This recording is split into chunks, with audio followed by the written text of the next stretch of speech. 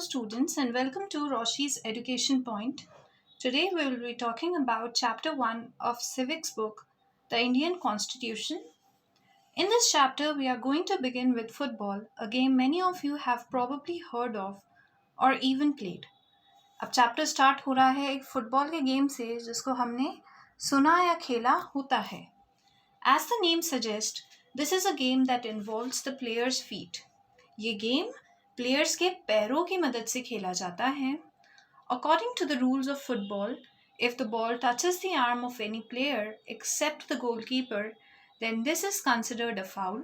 So if players start holding the ball in their hands and passing it around, then they are not playing football anymore. अब football में अगर आपकी ball आपके hands को भी touch कर देती है तो उसको फाउल माना जाता है. सिर्फ गोलकीपर एक ऐसा इंसान होता है जिसके हैंड्स पर बॉल टच कर सकती है, अदरवाइज इसको हम फाउल बोलते हैं. Similarly, other games such as hockey or cricket also have rules according to which they are played. सारे गेम्स में whether it is hockey or cricket अपने अपने रूल्स होते हैं. Each of these rules helps define the game and helps distinguish one game from another. अब ये games ही होते हैं जिनकी वजह से एक गेम दूसरे से अलग होते हैं रूल्स की वजह से. Like these games, a society also has constitutive rules that make it what it is and differentiate it from other kinds of society. अब ऐसा ही हमारी सोसाइटी में भी होता है, अलग अलग रूल्स होते हैं और इन्हीं रूल्स की वजह से एक सोसाइटी दूसरे से अलग बन जाती है. In large societies in which different communities of people live together, these rules are formulated through consensus. And in modern countries, the consensus is usually available in written form. A written document in which we find such rules is called a constitution. अब जो large societies होती हैं, वहाँ पर सारे लोग हैं ना मिलकर डिसीजन ले लेते हैं. कंसेंसस होता है जब सब लोग एक ही डिसीजन पे एग्री करते हैं, उसको कंसेंसस बोलते हैं.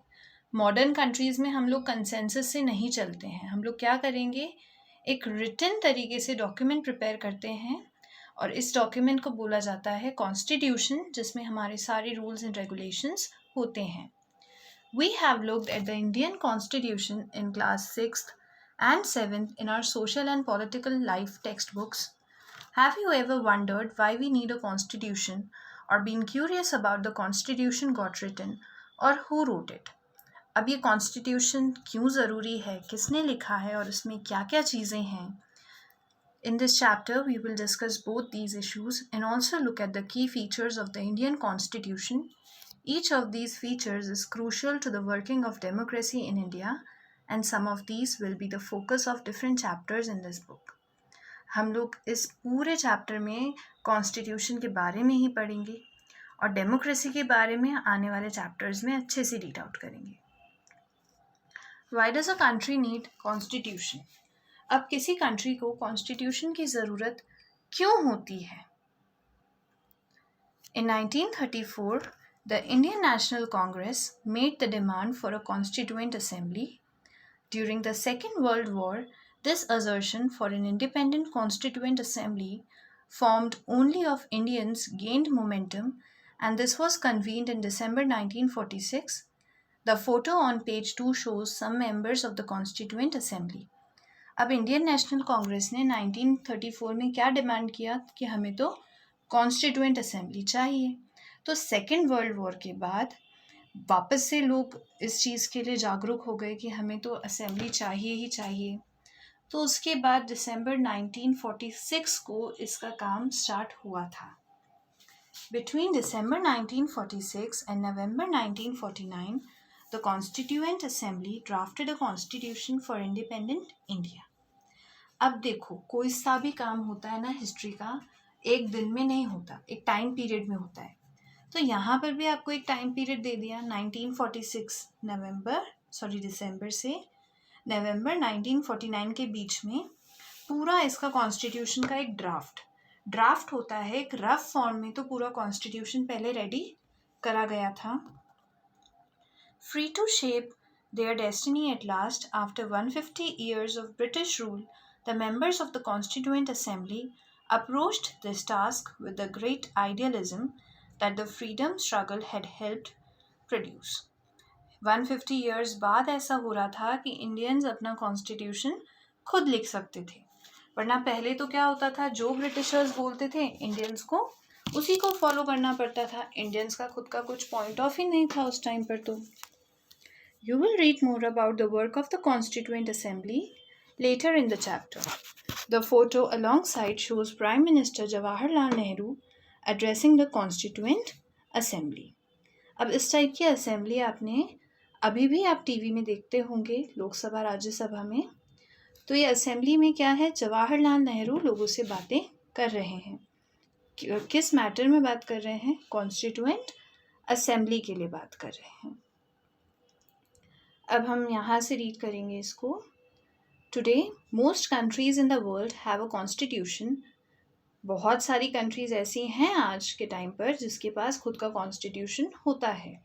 While all democratic countries are likely to have a constitution, it is not necessary that all countries that have a constitution are democratic. अब ऐसा ज़रूरी नहीं है कि हर कंट्री जिसके पास एक कॉन्स्टिट्यूशन हो जाता है वो डेमोक्रेटिक बन जाती है।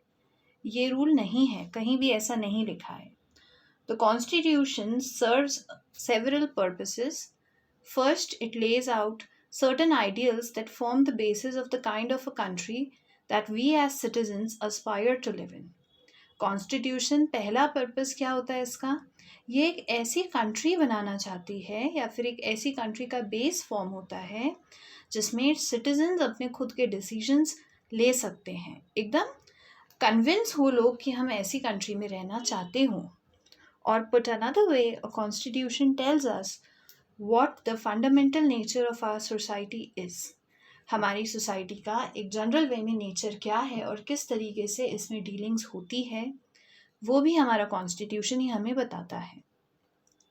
A country is usually made up of different communities of people who share certain beliefs but may not necessarily agree on all issues. अब कंट्री में क्या होता है, एक जैसी बिलीफ तो होती है, मान्यता तो होती है, लेकिन ये ज़रूरी नहीं होता है कि उनका सोचने का तरीका भी एक जैसा हो।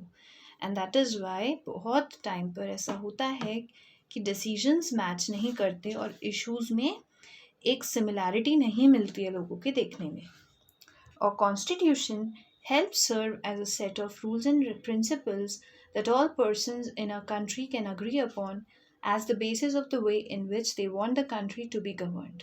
कॉन्स्टिट्यूशन में वो सारे रूल्स एंड रेगुलेशंस हैं जिस तरीके से एक इंसान चाहता है कंट्री में रहना। हर इंसान जो उस कंट्री में रह रहा होता है is needed to follow these principles and these rules. This includes not only the type of government but also an agreement on certain ideals that they all believe the country should uphold. अब ऐसा नहीं होता कि जो सब agree कर रहे हैं सिर्फ उसी को आप रूल बनाओगे। कुछ ऐसी चीज़ें होती है जो सोसाइटी को करनी ही पड़ती हैं। जैसे हमारे इंडिया में एक रूल है कि आप किसी को मार नहीं सकते हो। अब भले कुछ जने चाहते हो कि मैं तो मार दूँ किसी को जाके, लेकिन क्योंकि हमारा लॉ ऐसा बोलता है कि आप किसी को नहीं मार सकते हो तो हम ऐसे काम नहीं करेंगे। देन यहाँ हम पैराग्राफ इससे रीड करना स्टार्ट करेंगे। The country of Nepal has witnessed several people's struggles for democracy. There was a people's struggle in 1990 that established democracy that lasted for 12 years and until 2002.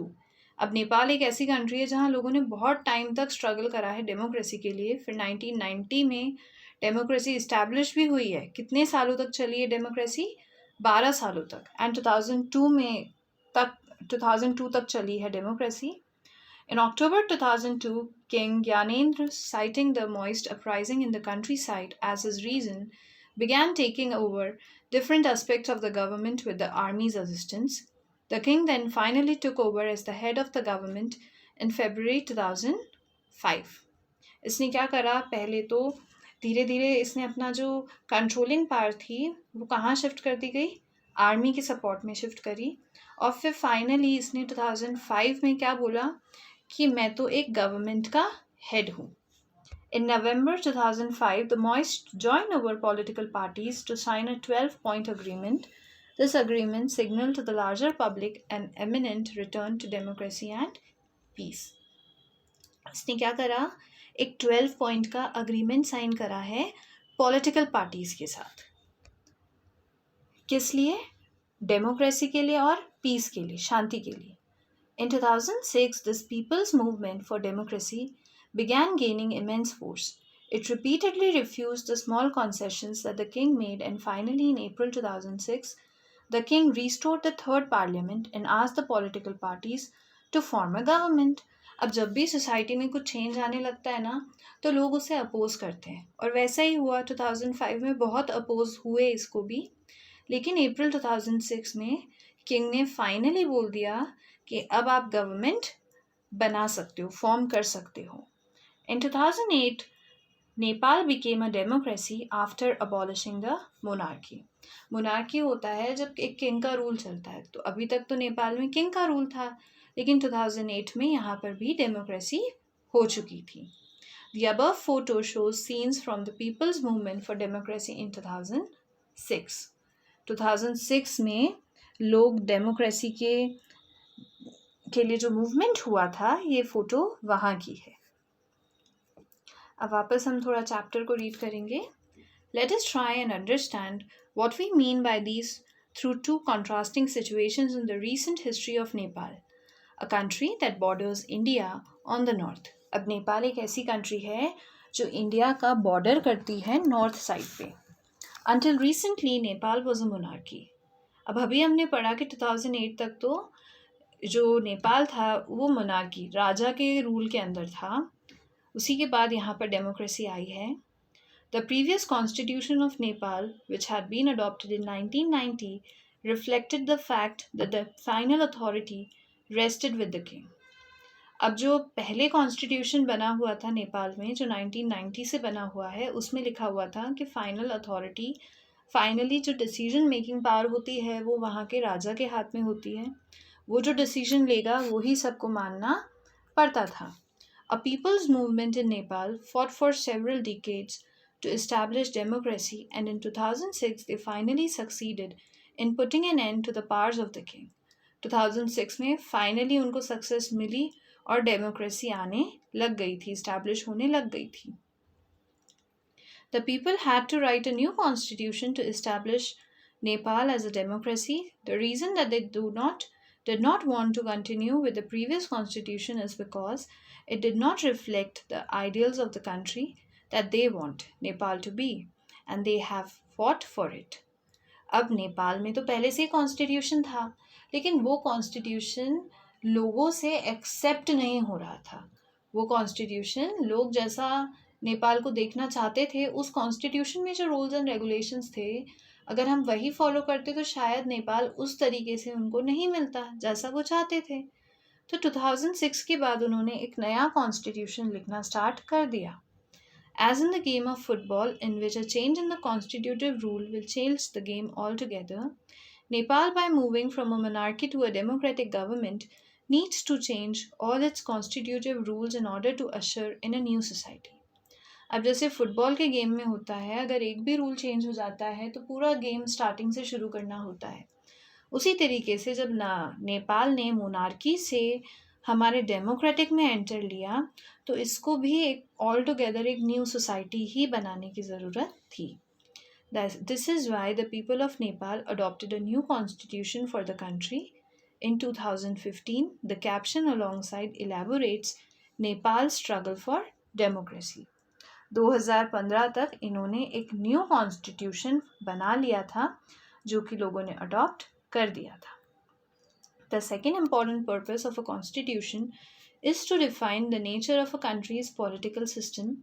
For example, Nepal's earlier constitution stated that the country was to be ruled by the king and his council of ministers. अब जो starting में constitution था उसमें क्या rule लिखा हुआ था कि जो कंट्री है वो एक तो किंग रूल करेगा एंड उसके जो काउंसिल ऑफ मिनिस्टर्स हैं वो रूल करेंगे.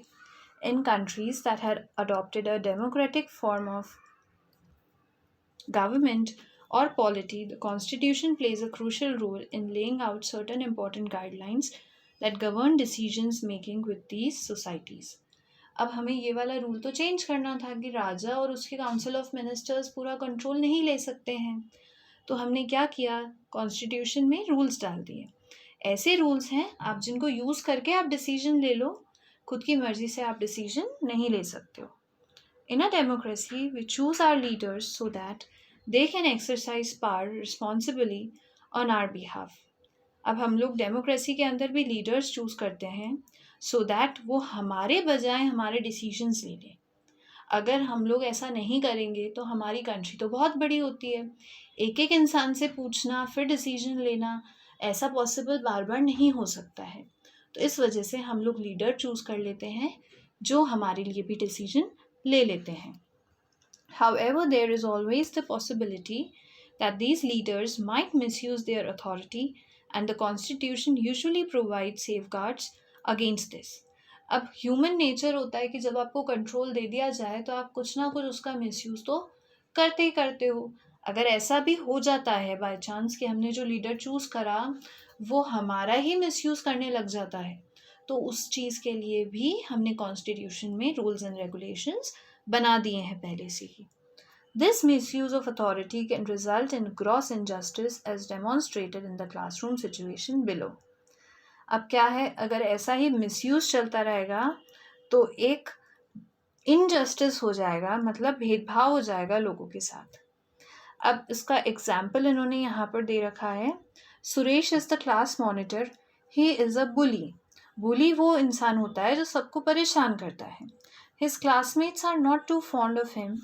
Mrs. Rao, the class teacher, has to leave the classroom on some urgent work. She asks Suresh to mind the class.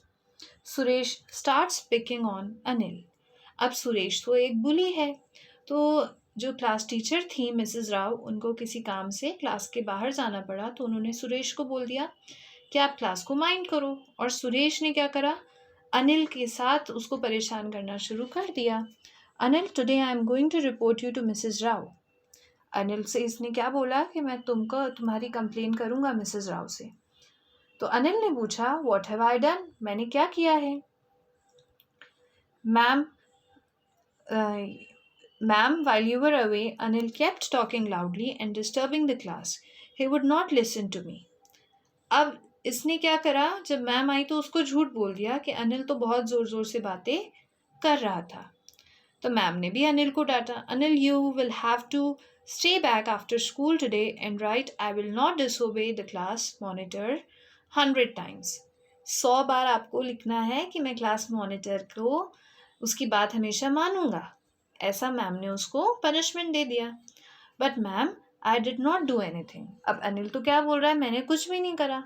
लेकिन अब अनिल की बात कौन मानेगा। तो ऐसी सिचुएशन हमारी सोसाइटी में भी आ जाती है जब लीडर्स हमारी बातों को गलत वे में रिप्रेजेंट कर देते हैं। In democratic societies the constitution often lays down the rules that guard against the misuse of authority by our political leaders. हमारे कॉन्स्टिट्यूशन में हमने ऐसे रूल्स एंड रेगुलेशंस बनाए हैं जो ऐसे टाइम पर हमारी हेल्प करेगा जब हमारे लीडर अपनी पावर का मिसयूज करेंगे। In the case of the Indian constitution, about which you will read more later in this chapter, many of these laws are contained in the section on fundamental rights. अब Indian constitution के बारे में इस chapter में आगे भी दे रखा है जहां हम लोग हमारे फंडामेंटल राइट्स के बारे में भी पढ़ेंगे। Do you recall the chapter on the Dalit writer Om Prakash Valmiki experiences in school from your class 7th book? In that chapter, we talked about the discrimination Om Prakash faced because he was a Dalit. अब ये एक आपके 7th class की book के बारे में बात कर रहे हैं जहाँ पर कोई चैप्टर था जिसमें एक ओम प्रकाश था जिसके साथ भी ऐसा भेदभाव हुआ था, डिस्क्रिमिनेशन हुआ था क्योंकि वो एक दलित था, एक लोअर कास्ट का बच्चा था वो। You read about how the Indian Constitution guarantees the right to equality to all persons and says that no citizen can be discriminated against on grounds of religion, race, caste, gender and place of birth. हमारे constitution में एक ऐसा भी rule है कि हम भेदभाव नहीं कर सकते हैं। कौन से बेसिस पे? रिलीजन के बेस पर, रेस के बेस पर, कास्ट है, जेंडर है, या प्लेसेस ऑफ बर्थ के बेसिस पर। The right to equality is one of the fundamental right guaranteed by the Indian constitution. Fundamental rights वो राइट्स होते हैं जो हर इंसान को फॉलो करने होते हैं अगर आप उस कंट्री में रह रहे हो तो जितनी भी फंडामेंटल राइट्स है उसमें से एक है राइट टू इक्वालिटी। हमें सबको बराबर से ट्रीट करना चाहिए। उसके बाद another important function that a constitution plays in a democracy is to ensure that a dominant group does not use its power against other less powerful people or groups. The storyboard below demonstrates one such situation in the classroom. अब constitution एक इतना important role play करता है अगर by chance ऐसी situation आ जाए कि कोई मेजॉरिटी का ग्रुप है एंड वो अपनी पावर का मिसयूज़ कर रहा है किसके अगेंस्ट, जो लोग लेस पावरफुल हैं या फिर जिनका जो माइनॉरिटी में है, अगर ऐसा वो लोग कर रहे हैं तो भी हमारे कॉन्स्टिट्यूशन में उसके लिए भी अलग से रूल्स लिखे हुए हैं। अब यहाँ पर एक स्टोरी दे दी है, हम इसे रीड कर लेते हैं। Let's play basketball today for a change. एक बच्चे ने क्या बोला कि आज हम बास्केटबॉल खेलेंगे। No we will play cricket. बाकी के सारे बच्चों ने क्या बोल दिया, हम तो क्रिकेट खेलेंगे। We always have to do what the boys want because they are in majority.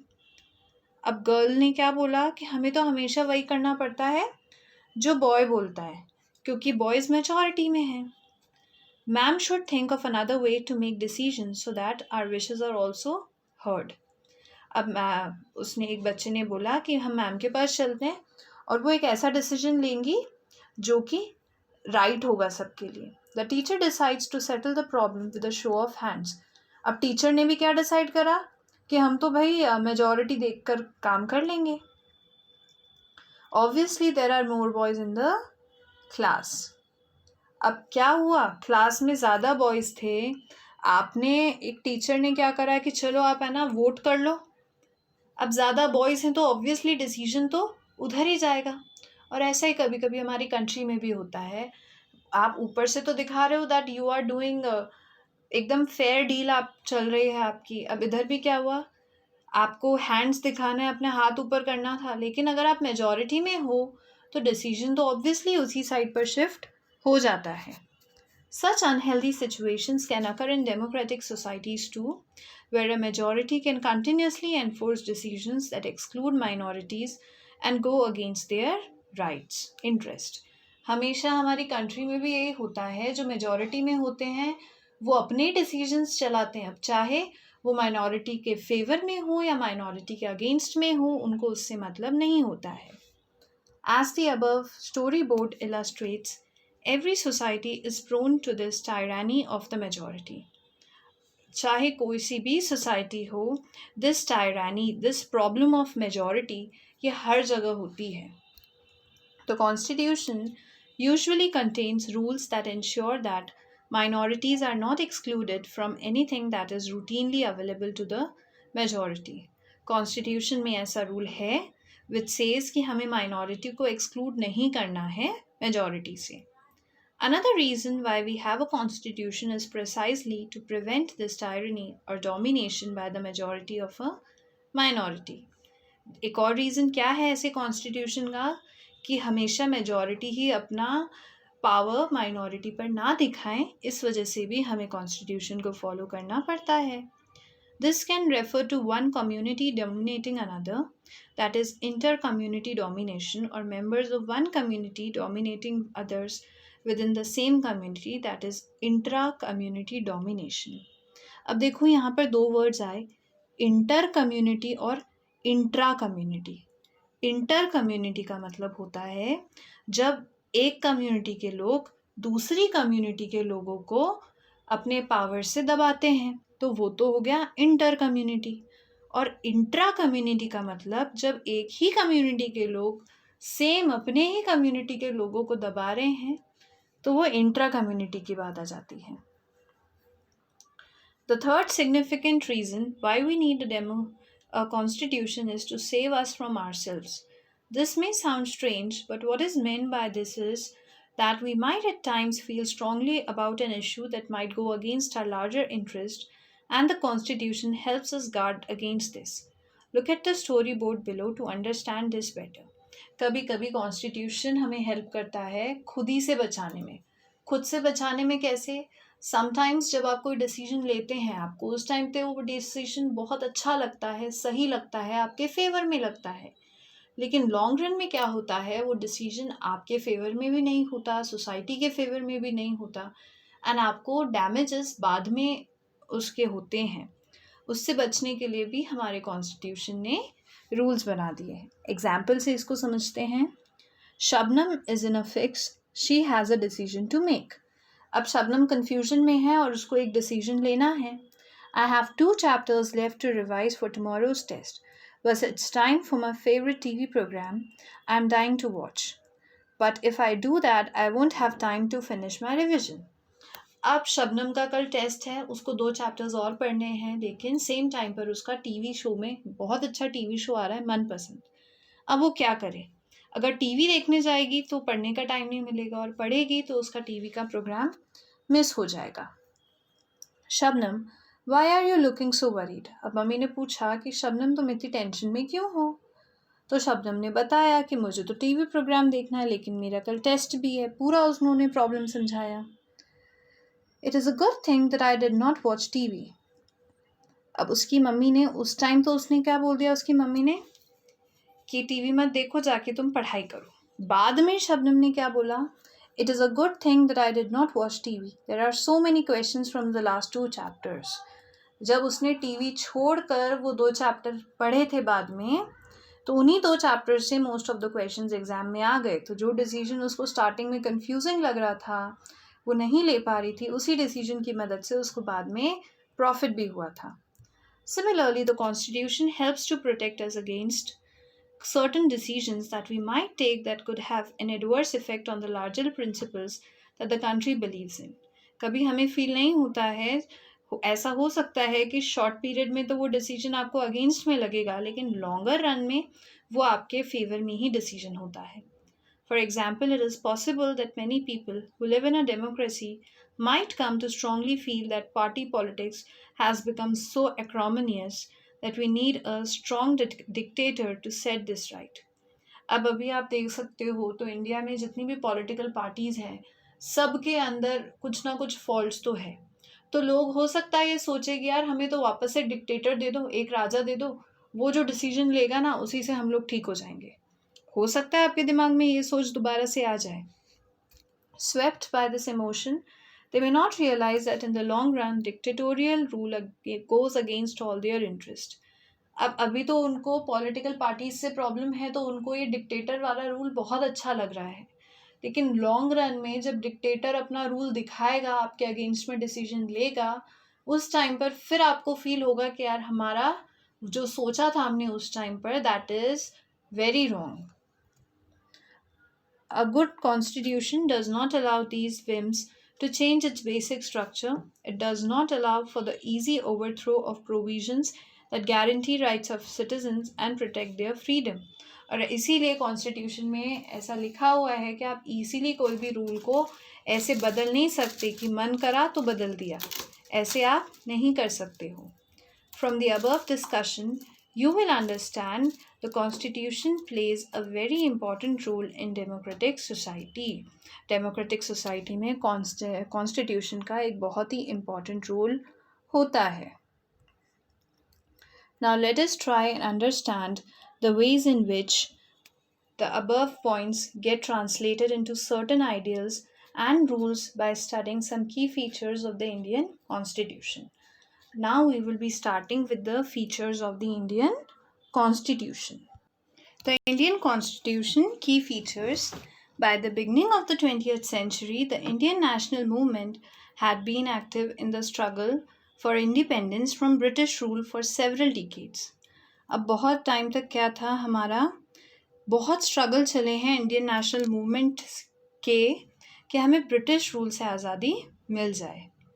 During the freedom struggle, the nationalists had devoted a great deal of time to imagining and planning what a free India would be like.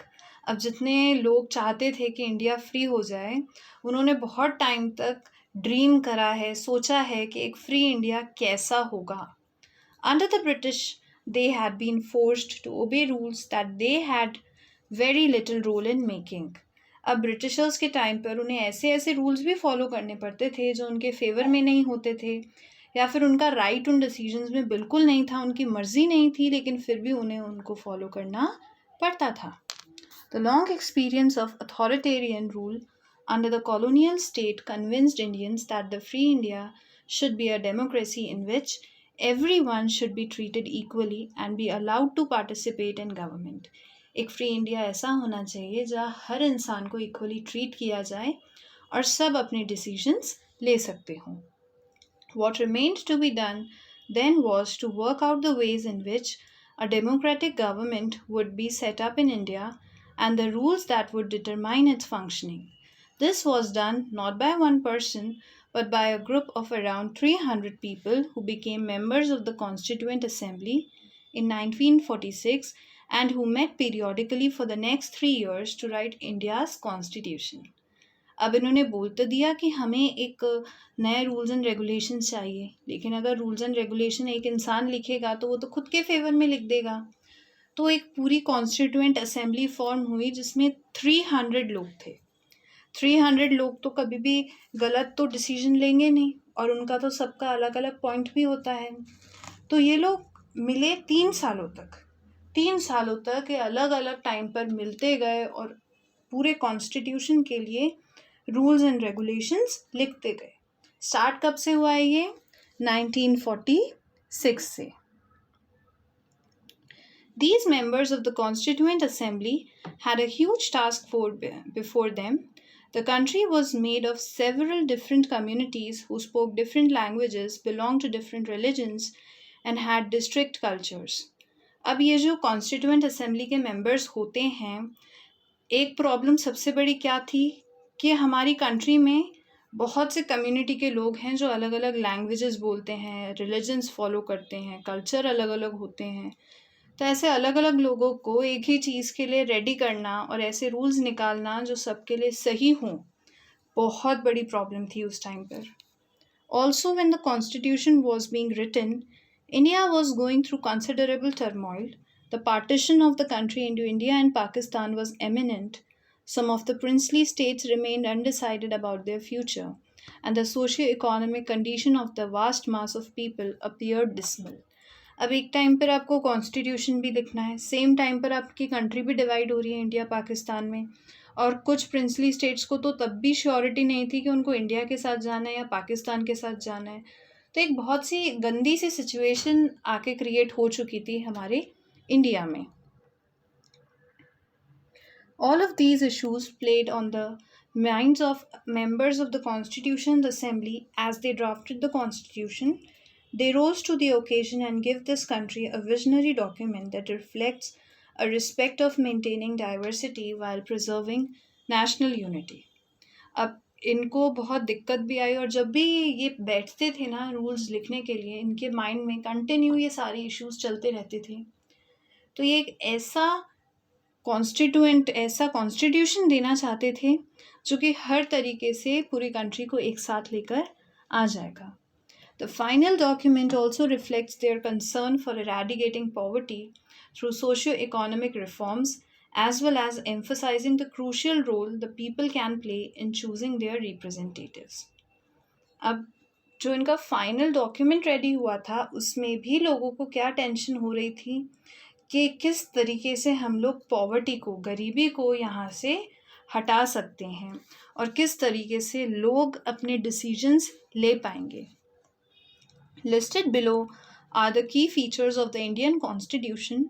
While reading these, keep in mind the above mentioned concerns of diversity, unity, socio-economic reform, and representation that the authors of this document were grappling with.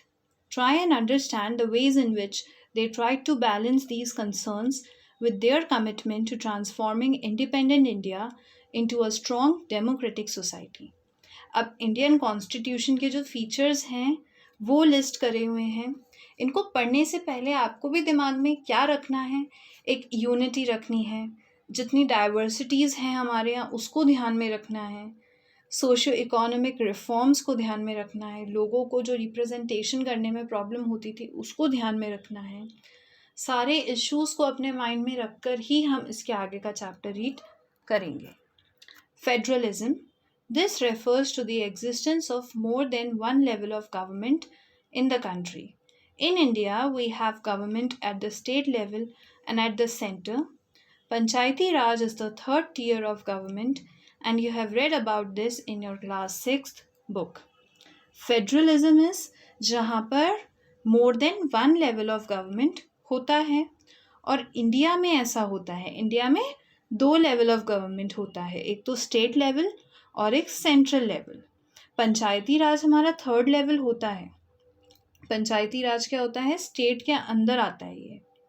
We looked at the functioning of the state government in your class 7th book, and this year we will read about the central government. State government के बारे में हमने last year वाली books में पढ़ा है, इस book में हम हमारी सेंट्रल गवर्नमेंट पे फोकस करेंगे। The vast number of communities in India meant that a system of government needed to be devised that did not involve only persons sitting in the capital city of New Delhi and making decisions for everyone. अब हमने यहाँ पर हमें क्या ध्यान में रखना है कि हमें ऐसा लोगों को नहीं जताना कि दिल्ली में लोग बैठे हैं और वहाँ से डिसीजन ले रहे हैं। तो हमें एक ऐसा चीज़ें बनानी है, ऐसे डिसीजंस लेने हैं जो सबके लिए हों।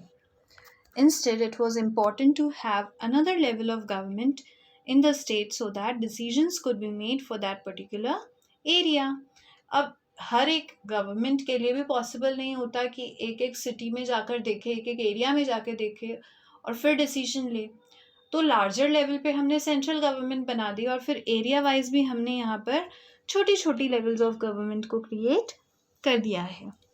While each state in India enjoys autonomy in exercising powers on certain issues, subjects of national concern require that all of these states follow the laws of central government. अब हमने हमारे स्टेट गवर्नमेंट बना दिए जो state से related छोटे मोटे decisions खुद ले सकते हैं, और जो डिसीजन पूरे नेशन के रिगार्डिंग होते हैं वो डिसीजंस हमारे सेंट्रल गवर्नमेंट लेती है। The Constitution contains list that details the issues that each tier of government can make laws on. अब कॉन्स्टिट्यूशन में एक एक टॉपिक दे रखा है किसके लिए कौन डिसीजन लेगा। In addition, the Constitution also specifies where each tier of government can get the money from for the work that it does. अब गवर्नमेंट को काम करने के लिए पैसा कहाँ से लेना है, तो कौन सा काम करने के लिए कहाँ से आप पैसा लोगे, वो सारी चीज़ें कॉन्स्टिट्यूशन में लिखी हुई होती है। In addition, under federalism, the states are not merely agents of the federal government, but draw their authority from the constitution as well. अब जो फेडरलिज्म है इसके अंदर गवर्नमेंट सारा कंट्रोल खुद के पास नहीं होता है, कंट्रोल तो ये ले रही है लेकिन किसको बेस मानकर ले रही हैं, कॉन्स्टिट्यूशन को। All persons in India are governed by the laws and policies made by each of these level of government. आप अगर इंडिया में रह रहे हो तो आपको गवर्नमेंट के बनाए रूल्स एंड रेगुलेशंस को फॉलो करना पड़ता है। Point number 2, parliamentary form of government. The government tiers of government that you just read about consist of representatives who are elected by the people. अब यहाँ पर जो डिसीजंस लिए थे वो लोगों ने अपॉइंट करे हैं गवर्नमेंट को। Your class 7th book began with the story of Kanta who was standing in line to vote during an election. The Constitution of India guarantees universal adult suffrage for all citizens. हमारा constitution बोलता है कि हर एक citizen को उसका right मिलता है।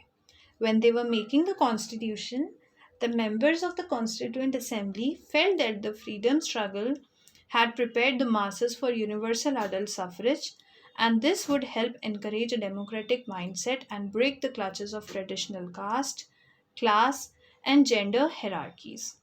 अब हमारे यहाँ क्या होता है, कास्ट और जेंडर के बेसिस पे बहुत इनइक्वालिटीज़ है, लेकिन आज़ादी के टाइम पर जब ये फ्रीडम स्ट्रगल चल रहा था, जब लोगों ने देखा कि लोग इससे ऊपर उठकर आए थे, तो कॉन्स्टिट्यूशन में भी इसको स्पेसिफिक इम्पोर्टेंस दी है कि ये सारी चीज़ें जो होती हैं इनको हम तोड़ें, ये हमारा जो पुराना माइंडसेट है इनसे हम बाहर निकलेंगे.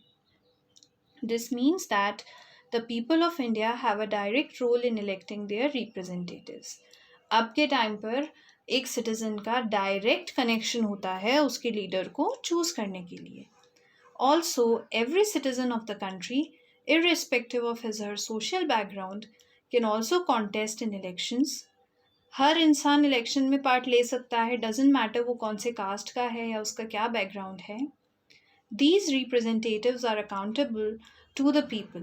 You will read more about why representation is crucial to democratic functioning in Unit 2 of this book.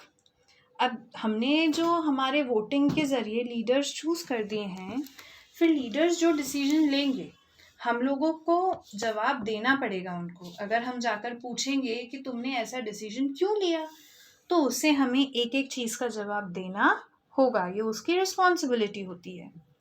Separation of powers. According to the constitution there are 3 organs of government. Constitution के according 3 organs हैं हमारे government में. These are the legislature, executive and the judiciary. उन तीनों organs के नाम क्या हैं? लेजिस्लेचर, एग्जीक्यूटिव और judiciary. Legislature refers to our elected representatives. जो हमने इलेक्ट करके बनाए हैं उन्हें बोला जाता है हम legislature. Executive is a small group of people who are responsible for implementing the laws and running the government. Executives क्या करते हैं? जो रूल्स एंड रेगुलेशंस बना दिए हैं उनको अप्लाई करने का काम ये करते हैं. ये देखते हैं कि जो रूल्स बने थे वो ठीक तरीके से फॉलो हो रहे हैं क्या. And the judiciary, which you will read more in Unit 3 of this book, refers to the system of courts in the country. हमारा जो भी कोर्ट्स है ना, सब आते हैं जुडिशरी में. In order to prevent the misuse of power by any one branch of government, the Constitution says that each of these organs should exercise different powers. अब ये जो तीनों ऑर्गन्स हैं, लेजिस्लेटर, एग्जीक्यूटिव एंड जुडिशरी, ये independent है. इनको किसी की सुनने की ज़रूरत नहीं होती है. ऐसा करने से क्या होगा? कोई भी एक डिपार्टमेंट मन मर्जी के डिसीजंस नहीं ले पाएगा, उसको बाकी के 2 डिपार्टमेंट्स आकर वहीं के वहीं रोक देंगे. Through this each organ acts as a check on the other organs of government and this ensures their balance of power between all the 3. बिल्कुल सही बात है. अगर आपने तीनों को डिसीजंस दे दिए तो अगर एक जना गलत काम करता भी है तो दोनों दूसरे जाकर उसको रोक देते हैं. Number 4 is your fundamental rights. The section on fundamental rights has often been referred to as the conscience of the Indian Constitution. Colonial rule had treated a certain suspicion of the state in the minds of the nationalists, and they wanted to ensure that a set of written rights would guard against the misuse of state power in independent India. अब लोगों को लगता था हमारे rights को वापस से misuse ना कर लें फ्यूचर में, तो जो भी आप हमें राइट्स दे रहे हो उन्हें भी आप लिख लो. एंड ऐसे रिटन राइट्स को ही हमने फंडामेंटल राइट्स का नाम दे दिया है. Fundamental rights therefore protect citizens against the arbitrary and absolute exercise of power by the state. अगर स्टेट कभी आपके ऊपर कंट्रोल करे जो आपके राइट के अगेंस्ट हो तो आप जाके कंप्लेन भी कर सकते हो. The constitution thus guarantees the right of individuals against the state as well as against other individuals. पूरी स्टेट के अगेंस्ट अगर स्टेट आप पर कुछ गलत चीज़ अप्लाई कर रही है तो भी आप बोल सकते हो.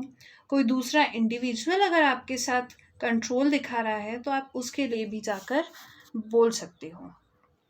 Moreover, the various minority communities also expressed the need of the Constitution to include rights that would protect their groups. The Constitution, therefore, also guarantees the rights of minorities against the majority. ये हमने अभी example से पढ़ा था कि minority group की कोई बात ही नहीं मान रहा था कि कौन सा गेम खेलना है. उस केस में वहाँ से हमने क्या सीखा कि कॉन्स्टिट्यूशन में एक पॉइंट ये भी है कि माइनॉरिटी के साथ भेदभाव ना हो जाए मेजॉरिटी की वजह से. As Dr. Ambedkar has said about these fundamental rights, their object is twofold. The first object is that every citizen must be in a position to claim those rights, and secondly, these rights must be binding upon every authority that has got the power to make laws. अब constitution बनाने के पीछे दो reason हैं, fundamental rights बनाने के पीछे reason है. नंबर 1, हर इंसान अपना राइट मांग सकता है जाके. एंड नंबर 2, कोई भी अपनी पावर को ज़रूरत से ज़्यादा यूज़ नहीं कर सकता है. In addition to fundamental rights, the Constitution also has a section called Directive Principles of State Policy. This section was designed by the members of the Constituent Assembly to ensure greater social and economic reforms and to serve as a guide to the independent Indian state to institute laws and policies that help reduce the poverty of the masses. अब इन fundamental rights के बाद कुछ directive principles भी बनाए हैं. उसका क्या काम है? देश में से पॉवर्टी को हटाने का, बिकॉज पॉवर्टी एक बहुत बड़ी टेंशन थी हमारे देश में स्टार्टिंग से. अब इसके बाद आते हैं हमारे secularism. A secular state is one in which the state does not officially promote any religion as the state religion.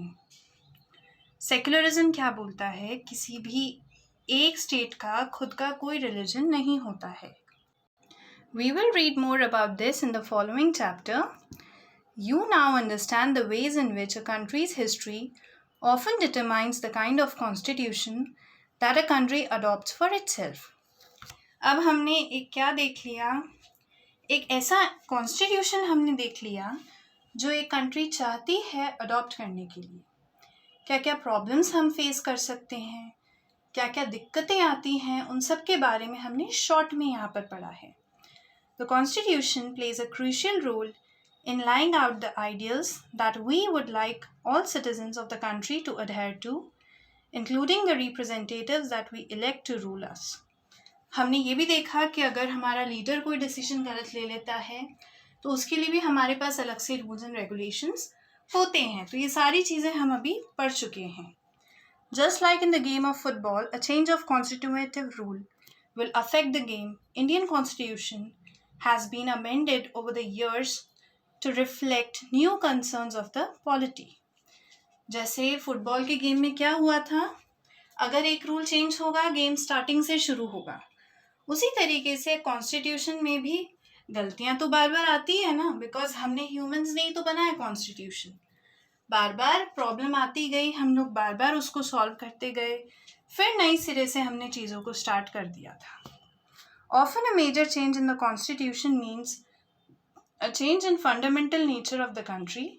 We saw this in the case of Nepal, how it is needed to adopt a new constitution after it became a democracy. हमने ये चीज़ नेपाल वाले example में देखी थी. जैसे ही हमने democracy attain करी, हमारा जो पुराना कॉन्स्टिट्यूशन था वो यूजलेस हो गया. तो हमें एक नए कॉन्स्टिट्यूशन को बनाने की ज़रूरत पड़ गई थी वहाँ पे. The different features of the Indian Constitution outlined above involve complicated ideas that are often not easy to grasp. अब इंडियन कॉन्स्टिट्यूशन को बनाने के पीछे बहुत सारे आइडियाज़ हैं और बहुत ईजी नहीं होता है ऐसी चीज़ों के बारे में डील करना. Don't worry too much about this for the moment. In the rest of the book as well as in your higher classes, you will read more about these different features of the Indian Constitution and understand more substantively what they mean. इस chapter में हम इतना ही read करेंगे. आने वाले chapter में बाकी चीज़ों के बारे में हम लोग डिटेल में रीड करेंगे. The chapter is over. जो इम्पॉर्टेंट केस स्टडीज़ थी वो मैंने आपको समझा दी है. रेस्ट उतना इम्पॉर्टेंट नहीं था इस चैप्टर में, इस वजह से मैंने उनको छोड़ दिया है. अदरवाइज़ लेक्चर बहुत बड़ा हो जाता आपका. So this was your chapter 1. Thank you so much.